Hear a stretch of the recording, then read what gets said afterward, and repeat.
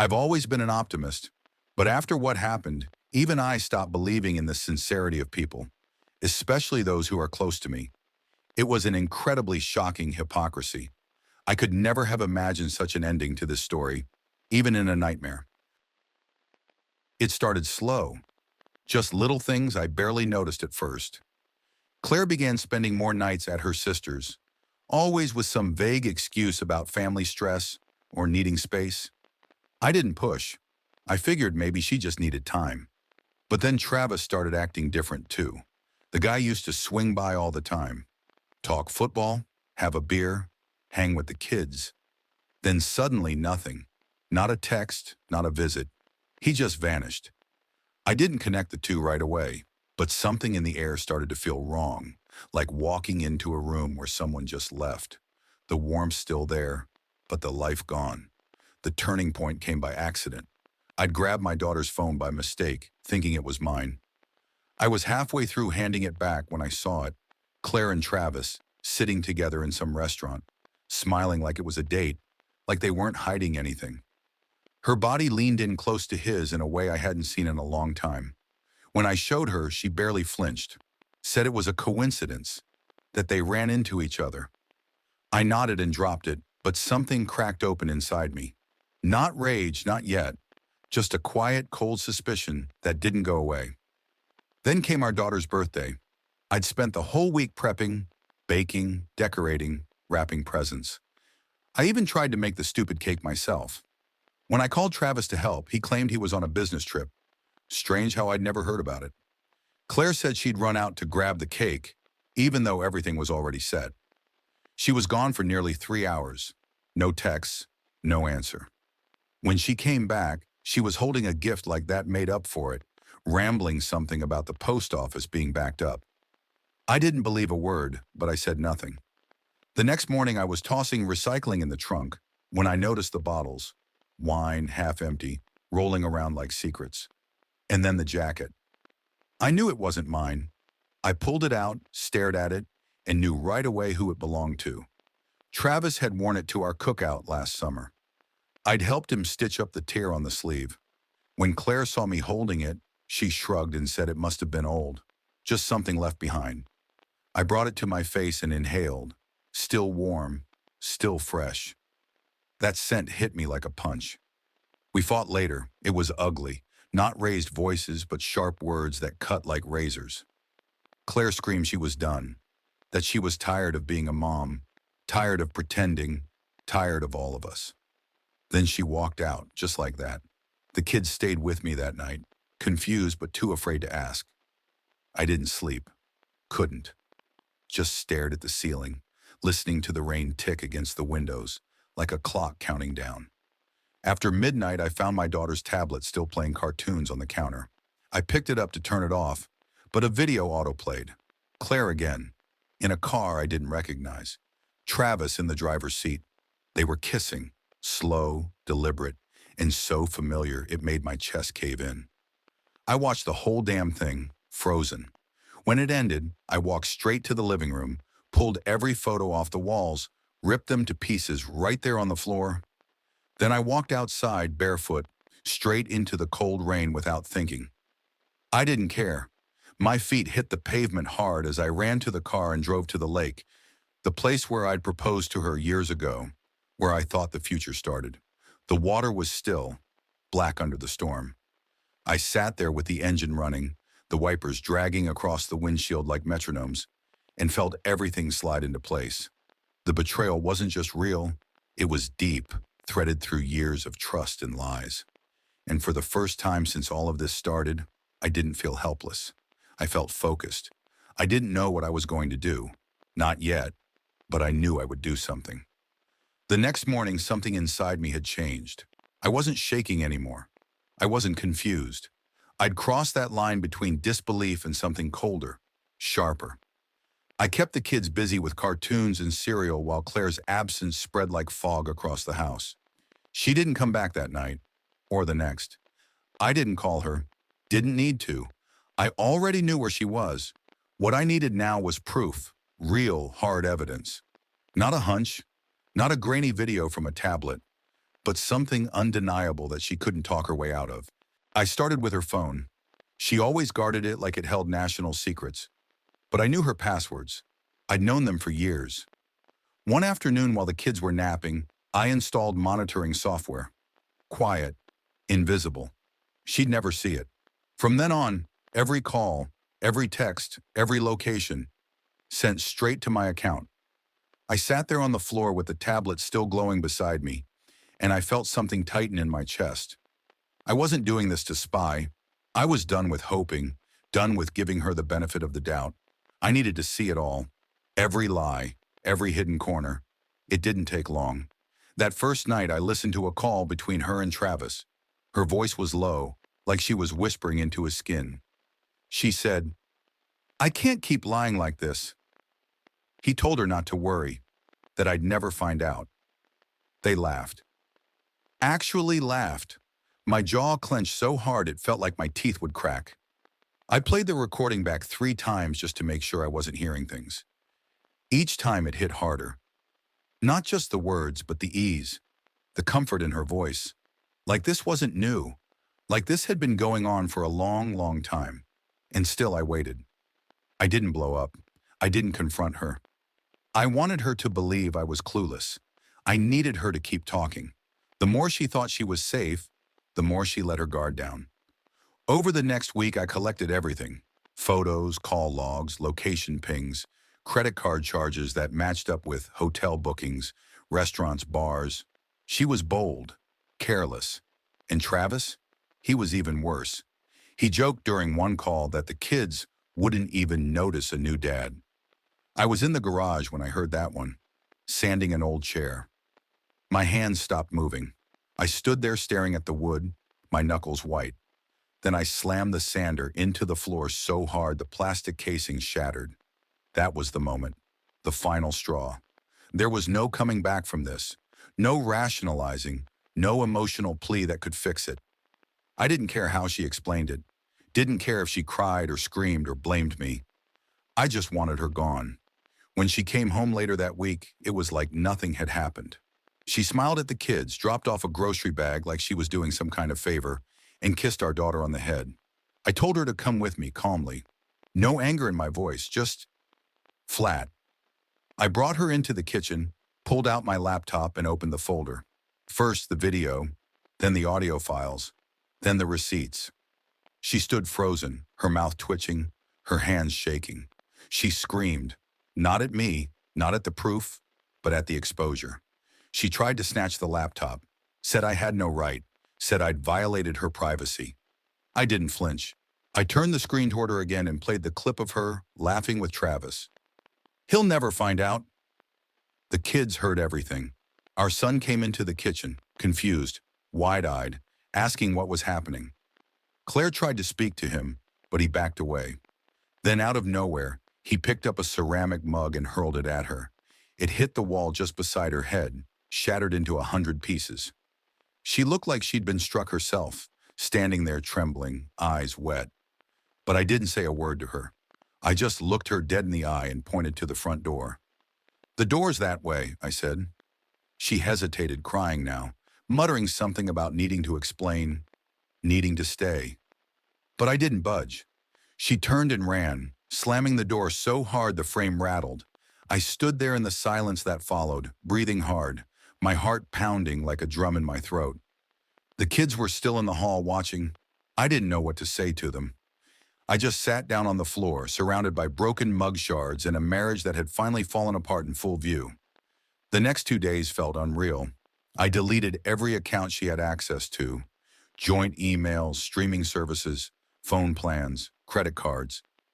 I froze the bank accounts, blocked her number, told her family they could reach the kids through me now. Every click, every password reset, every lock I changed felt like reclaiming a piece of myself. But I wasn't done. Travis had left me wide open for months, and now it was my turn. I gathered his business info, the shady real estate deals he liked to brag about at barbecues, and every transaction I'd found in Claire's history. I sent everything to the IRS anonymously. It took less than an hour, just enough to light the fire, then step back and watch. Claire had been using her school credentials to write off education credits she never earned. I reported that too. Quietly, precisely. I didn't know what would happen next, but I knew it had begun. The fallout didn't hit all at once. It came in quiet waves, unexpected calls, legal letters, and awkward silences from people who used to smile at us in the grocery store. Claire tried coming back once, about a week after she ran. She knocked on the door late at night, hair a mess, wearing that same oversized hoodie she used to sleep in. I didn't open it, just stood on the other side, listening to her cry and beg and say my name like it still meant something. The kids were asleep upstairs. I wasn't about to let her twist their world any more than she already had. Eventually, her sobbing turned into cursing, then silence. I watched her walk off down the sidewalk, and when I turned back inside, I locked every damn bolt on the door. Travis didn't come around either, but I felt him watching from the edges. I'd catch his truck parked down the block once in a while, engine running, always driving off before I could get close. Coward. He lost his real estate license within 3 weeks. IRS didn't waste time. I don't know exactly what they found when they audited him, but it was enough to kill his business cold. Word got around fast. His face disappeared from the billboards, the website went offline, and his smug grin vanished from every corner of the neighborhood. His clients started calling me, people we both knew, asking what happened. I just told them to ask Travis. Claire took longer to fall. She tried to fight the school fraud charges at first, sent long, frantic emails to her supervisor in the district, claimed she'd been framed, that she was under stress. But someone dug deeper, probably the same person who handled her HR file, and found the loan application in our daughter's name. That one broke everything. I only learned about it when the caseworker called to confirm the birth date on the application. My jaw locked so tight I had to hang up without finishing the conversation. I sat there for half an hour staring at the wall, trying to understand how someone could stoop that low. Our daughter was 10. Claire had used her social security number like it was a scrap of paper. They opened a case immediately. After that, things moved quickly. Claire lost all custody rights within a month. The court didn't even hesitate. Her visits were cut off, supervised only, and even those were rarely requested. I didn't tell the kids all the details, but our son was old enough to sense the truth. He didn't ask for her, not once. Our daughter cried in the beginning, small, confused sobs that came at night when she thought I couldn't hear. I sat beside her those nights, silent, just holding her hand while she drifted into sleep. That broke me in a way even Claire couldn't. With the legal mess in full swing, I packed what was left of our life and drove the kids to Colorado. We'd always talked about moving there someday, back when Claire still pretended to dream with me. Mountains, clean air, space. I found a small rental cabin near Fort Collins, close enough to town but far enough from the past. I worked remote, same job, same hours, but everything else felt different, lighter somehow. The kids adjusted quicker than I expected. They missed their friends, sure, but they loved the trails, the snow, the quiet mornings where deer wandered through the yard like it was nothing. Every Sunday we had a tradition now. Board games on the living room floor, junk food, no screens.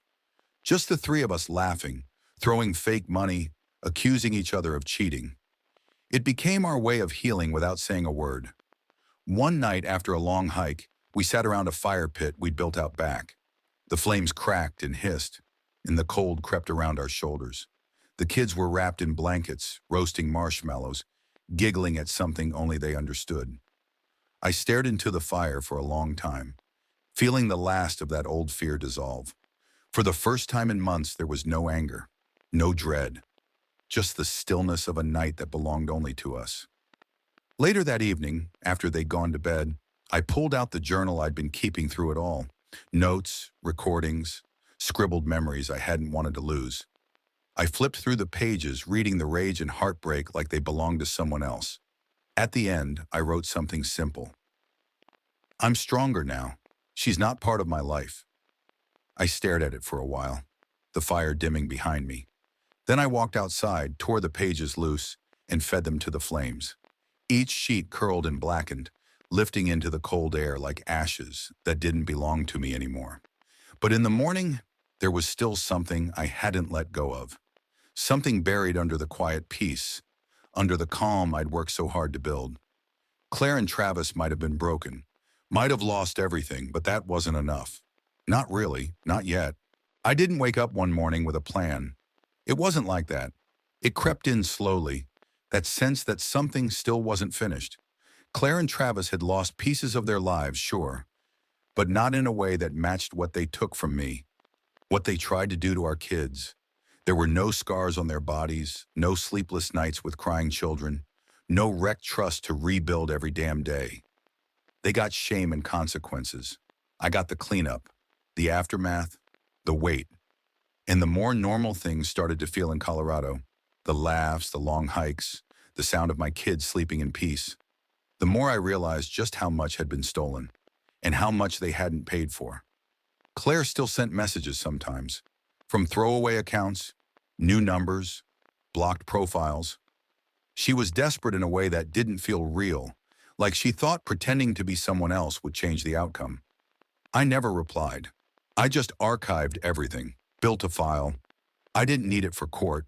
I needed it for me, for the record, to keep the full picture intact. In one of the emails, she wrote about how Travis had stopped returning her calls, that he'd moved on. The way she said it, like it was my fault, made me laugh out loud, bitter and sharp. Of course he moved on. He got what he wanted, torched everything around him, and vanished like a coward into whatever cheap life he thought he deserved. But I couldn't stop thinking about the in-between. The months where they played house behind my back. The moments I thought were real. Our daughter's 10th birthday. That dinner she said she'd be late for. The way Travis looked me in the eye after Sunday barbecues like nothing was wrong. I replayed it all, over and over. Claire's little smirks. Travis giving me pats on the back. The fake concern in their voices when I talked about work, about stress, about being overwhelmed with bills and schedules and exhaustion. They were planning their lies while I was holding our life together with my bare hands. So I started digging deeper. Travis had lost his license, sure, but his damage wasn't limited to real estate. I knew how he operated. He had friends in finance, offshore investments, hidden accounts. He bragged once, just once, about how easy it was to hide money if you knew the right doors to knock on. I remembered that. It was during a beer run years ago. We were standing in line, him talking about taking a shortcut to freedom. Back then, I laughed it off. But now it felt like a thread worth pulling. I went through every saved email, every scrap of info I had from Claire's phone backups, and started piecing it together. It wasn't hard to find the shell company, registered out of state, barely a name. But one of the emails from Claire's device had an attachment, an invoice. The address on the header matched a building in Vegas. A fake one, probably, but it was enough to dig into. I hired a forensic accountant I found through an online group for divorce recovery. He was discreet and fast, and what he found made my hands go numb. Travis had funneled close to $90,000 through that shell over the course of a year. Not enough to raise alarms, but enough to matter. Claire's name was on 2 of the documents. That was the crack. That was the place where the rest of it started to unravel. The accountant said I could take it to court, that if I wanted to press charges, it would be easy to make a case. But I wasn't ready to involve the system again. I wanted to watch it fall from the inside first, slowly, personally. I wanted Travis to know it was me, not the government, not some faceless agency. Me, the man he betrayed while shaking hands and drinking my beer.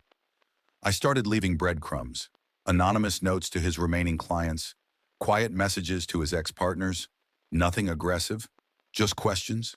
Phrases like, "You may want to look into XYZ Holdings," or "Interesting transfer history. Have you seen this?" I didn't sign them, didn't need to. I just kept the trail warm. Within a few weeks, his name started surfacing again, but not in a good way. Someone filed a lawsuit, fraud. Another person came forward about unpaid commissions, and just like that, he was back under investigation. This time, I didn't lift a finger. I just watched. Claire, meanwhile, had vanished. Her accounts were silent. Even the spam messages stopped. I figured she either fled or finally realized there was nothing left to salvage. But part of me knew she was still out there, watching, waiting, hoping for some window to crack open. I wasn't going to give her one. The kids didn't ask about her anymore. They were busy living. Our daughter had started drawing again, sketches of trees, animals, her and her brother laughing under big mountain skies. She gave me one of the drawings and said it was our new beginning. I didn't tell her how much that meant, just smiled and said we should frame it. I kept the sketch on my desk next to the hard drive holding all of Claire and Travis's messages, calls, and files. Two sides of a life split in half, one worth protecting and one that still needed to be buried. I thought that might be enough, that maybe revenge wasn't necessary, that watching them lose everything was punishment enough. But I was wrong, because one morning in early spring, I got a letter in the mail. No return address. Just my name written in sharp, jagged handwriting. Inside was a photo, Claire and Travis, together again, this time in another state. His arm around her, her smile wide and easy. And on the back, in blocky handwriting, it read, "We're doing just fine." I turned that photo over in my hands until my knuckles ached. The message on the back, "We're doing just fine," wasn't just a taunt, it was a trigger. Claire's smile looked forced, her eyes hollow, but she was leaning into Travis like nothing had ever cracked between them, like they hadn't scorched everything behind them and walked off whistling. That cheap little sentence, written in blocky, smug handwriting, was them reaching back from wherever they were hiding just to spit in my face. They wanted me to see it. They wanted me to know they'd found each other again, and they wanted me to stay buried under it. But all it did was wake something back up. I traced the postmark, Idaho Falls. Travis had mentioned that place once, years ago when he still called me brother. Said his cousin lived up there and had a place just outside town. Rachel. I remembered her from a long-ago summer barbecue. Loud, sharp-tongued, always chasing some side hustle. I didn't need more than that. One search and I found her online, posting hiking selfies, backyard BBQs, tagging local spots. Harmless at first glance, until I landed on one photo, 3 weeks old. A small get-together in her backyard. Fire pit, folding chairs, and in the edge of the frame, half cropped out, was Claire. Hair in a messy bun, same posture she had when she used to stand by the sink in our old kitchen. Next to her was a man, broad-shouldered, back turned. I didn't need to see his face. I knew it was him. I didn't need to show up or scream. I didn't want chaos. I wanted consequences. I wanted them to feel the ground give way beneath them, the same way it had for me. So I started where it would hurt most, quietly with precision. Claire was working under her maiden name at a local daycare in Idaho Falls. I found out through a parenting forum, some mom recommending Miss C said she was great with kids. That lit me up. A woman with fraud charges, who once tried to take out a loan in her own daughter's name, working around children again. I tipped off the licensing board, included screenshots from public records, links to her custody case. The place went under review immediately. Within a week, she was out. No appeals, no noise, just erased. Travis wasn't hard to track either. His new gig, running an online mentorship program for aspiring real estate agents. It was a joke. Cheap videos, inflated promises, him smiling like a damn snake. I still had audio from their old calls, the ones I'd recorded when I first tapped Claire's phone. Him laughing about greedy rookies, mocking clients, bragging about shortcuts. I compiled everything and sent it, first to the Better Business Bureau, then to platforms hosting his courses.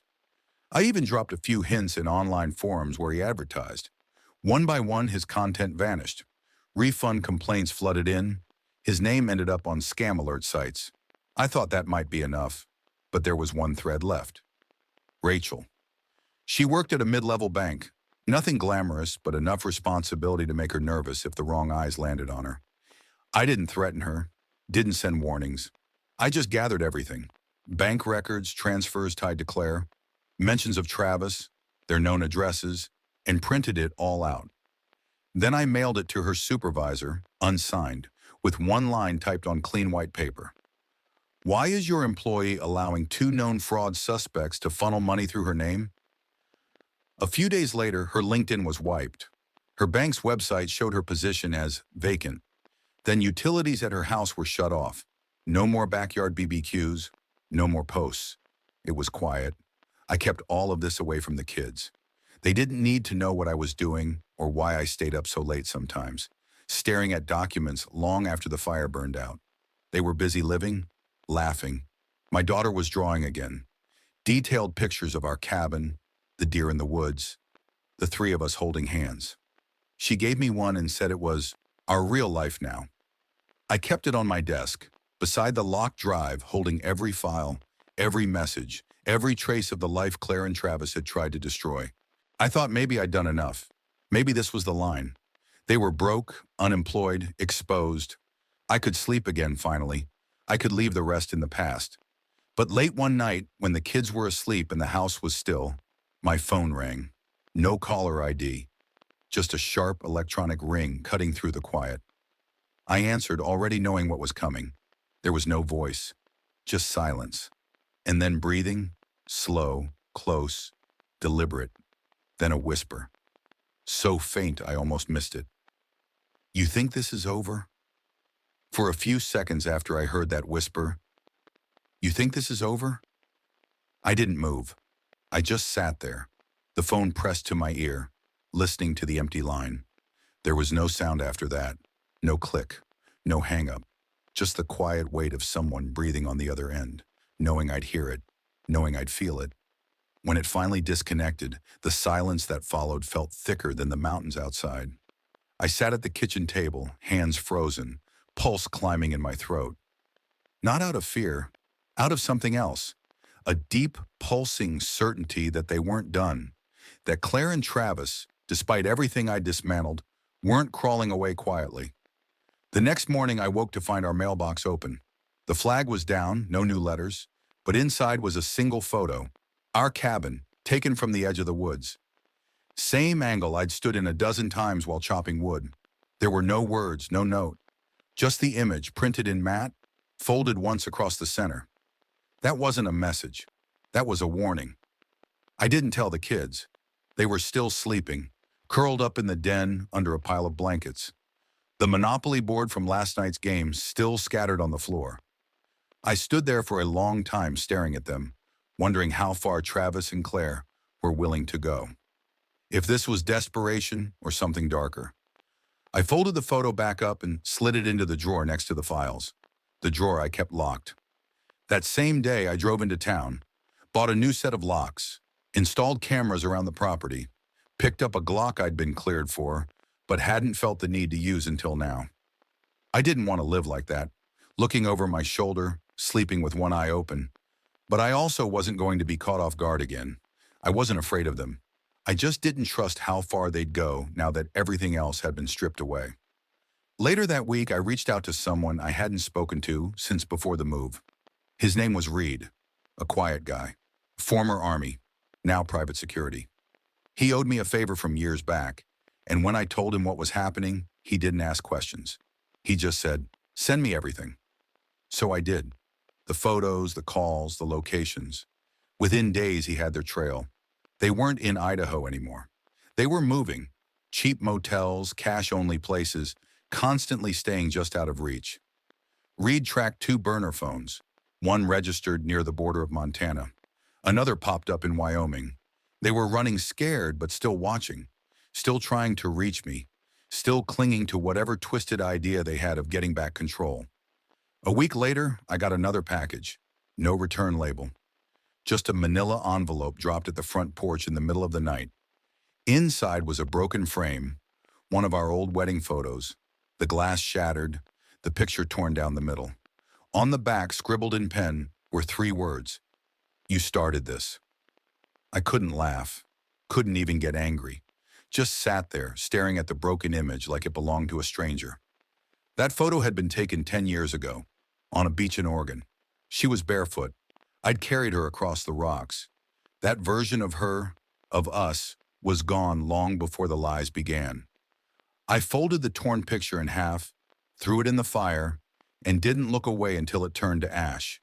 That night, after I made sure the kids were safe in their rooms, I sat with Reed on a secure call and laid it all out.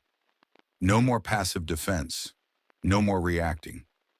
If Claire and Travis wanted to play, I'd flip the board. I told him to find out where they were staying next. I wanted eyes on them. Every motel, every transaction, every last trail they left behind. But something had shifted. It wasn't just about revenge anymore. It was about keeping my kids safe, about making sure the past didn't crawl back through our door and infect what we'd rebuilt. Claire and Travis weren't just ghosts. They were trying to claw their way back into a life they didn't deserve. And now they were circling. A few days later, Reed called. He had a location, small roadside motel outside Billings, Montana, registered under a fake name, but the security cam footage was clear. Travis, same walk, same arrogance. Claire wasn't in the footage, but there was a car, an old rusted hatchback they'd likely picked up under the table. Reed said they weren't staying long, just a stopover, but it was enough. I had a choice now. I could leave it, let them keep running, exhausting themselves into some forgotten corner of the country. Or I could go. I could put this to rest face to face. I hadn't seen either of them since that night in the kitchen, when Claire screamed and the kids saw the truth spill out like blood. But now they weren't hiding behind phones or fake smiles. Now they were right there, flesh and bone, one motel door away. I didn't answer Reed right away, just looked out the window at the snow building in soft layers across the yard. The kids were making cocoa in the kitchen, arguing about who got the bigger marshmallows.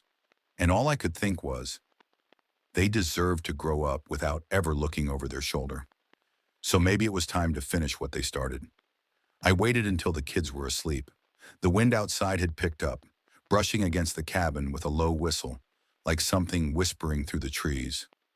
I stood in their doorway for a while, watching the slow rise and fall of their breath, listening to the quiet peace I'd fought tooth and bone to protect. Then I went to the garage, loaded the truck, and left just after midnight. I didn't say goodbye, just drove. The highway to Montana was mostly empty at that hour. Long stretches of black asphalt and blinking yellow lights. The kind of road where your thoughts get loud. I played it over again and again. Every moment, every crack, every lie they layered until the whole thing collapsed.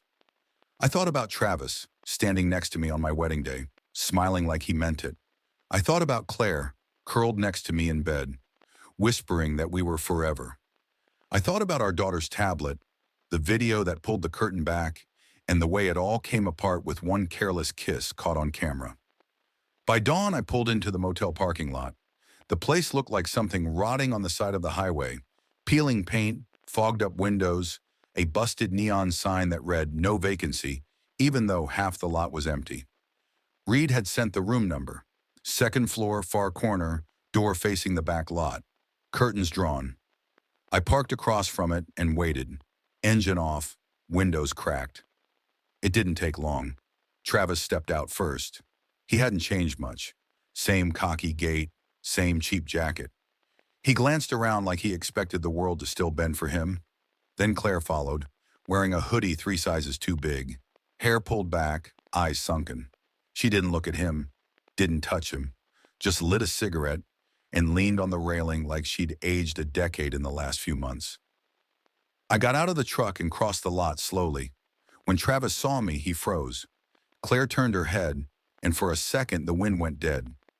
Neither of them spoke. Not right away. I stopped a few feet from them, boots crunching on the gravel. I looked at her first, the woman who'd built a life with me, raised our children beside me, and then crushed it all like it meant nothing.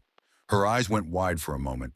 Panic, maybe, or shame, or maybe just recognition, that this was the moment, that I'd come to end whatever fantasy they'd tried to escape into. Travis stepped forward, tried to square up. He opened his mouth to speak, but I raised a hand and shut it down before a word came out. I didn't come to talk. I came to finish it. From my coat, I pulled out the envelope, everything Reed had gathered. Photos, statements, signed affidavits from clients he'd conned.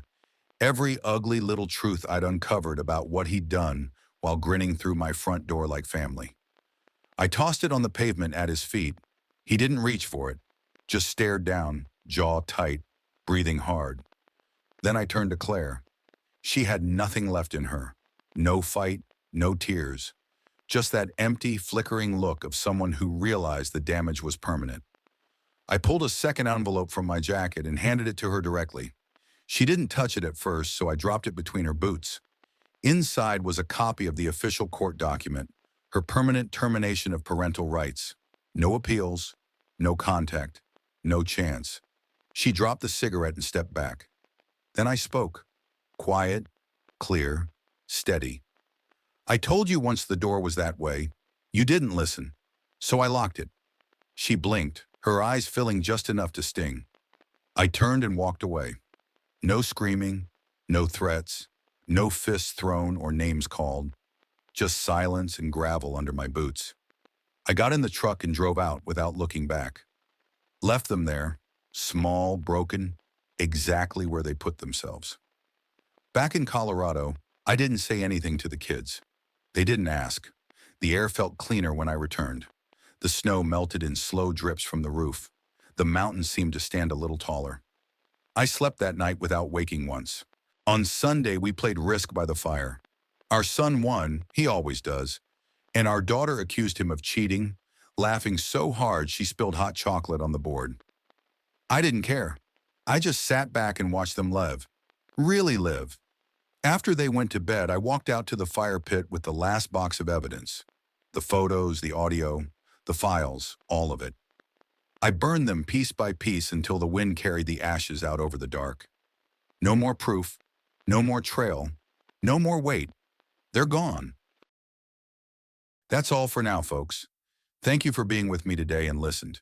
And if you liked my story, please subscribe, hit the like button, and comment below what you think about all this and what would you do if you were me. Also, don't forget to check my other stories in description below.